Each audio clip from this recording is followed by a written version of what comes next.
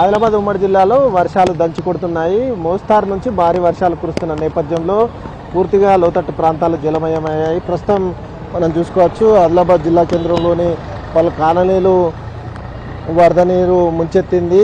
రోడ్లు చెరువులను తలపించిన పరిస్థితి కనిపిస్తుంది. మరోవైపు చూసుకుంటే ఇటు ప్రాజెక్టులకు సైతం ఇంట్లో కొనసాగుతున్న నేపథ్యంలో సాత్నాల ప్రాజెక్టు, మత్తడివాగు ప్రాజెక్టు గేట్లు ఎత్తి దిగువకు నీటిని విడుదల చేస్తున్న పరిస్థితి కనిపిస్తుంది.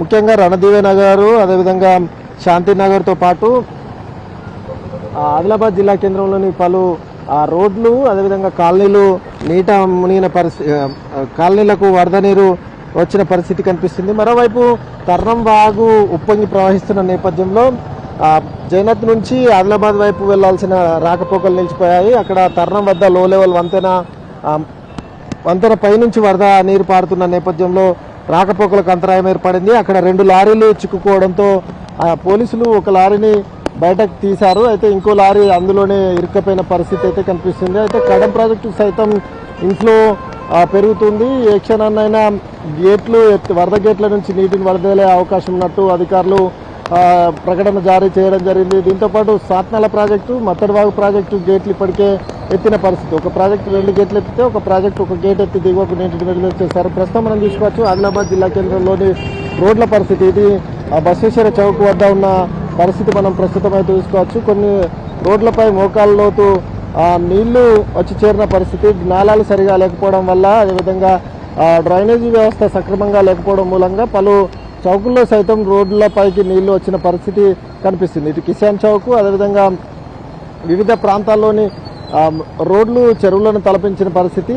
నిర్మల్ జిల్లా వడ్యాలలో రికార్డు స్థాయిలో వర్షపాతం నమోదైంది. ఇక్కడ ఇళ్లలోకి సైతం నీళ్ళు వచ్చిన పరిస్థితి లక్ష్మణచంద మండలంలోని ఈ వడ్యాల గ్రామంలో చోటు చేసుకుంది. దీంతోపాటు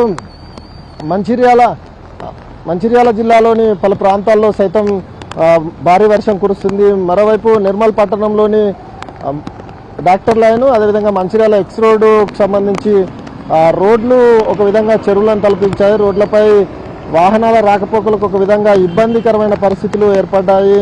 కొన్ని చోట్ల వాహనాలు అందులో నేర్కొన్న పరిస్థితి కనిపిస్తుంది. దీంతోపాటు ప్రాజెక్టులకు ఇన్ఫ్లో పెరుగుతున్న నేపథ్యంలో లోతట్టు ప్రాంతాల ప్రజల్ని అప్రమత్తంగా ఉండాలని ఇప్పటికే అధికారులు హెచ్చరించిన పరిస్థితి కనిపిస్తుంది. ముఖ్యంగా ఆదిలాబాద్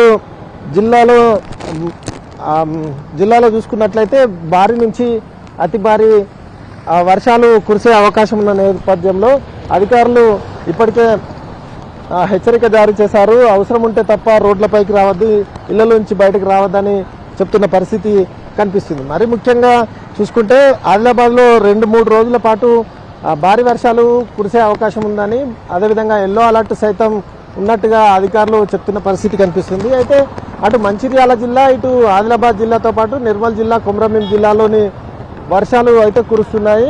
భారీ నుంచి అతి భారీ వర్షాలు కురిసే అవకాశం ఉన్న నేపథ్యంలో అప్రమత్తంగా లోతట్టు ప్రాంతాల ప్రజలు ఉండాలని అధికారులు అయితే ఇప్పటికే హెచ్చరించిన పరిస్థితి అయితే కనిపిస్తుంది. ఇది ఆదిలాబాద్ ఉమ్మడి జిల్లాలో వర్షాలకు సంబంధించి పూర్తి అప్డేట్స్. కెమెరామెన్ సత్యంతో సారంగపల్లి NTV ఆదిలాబాద్.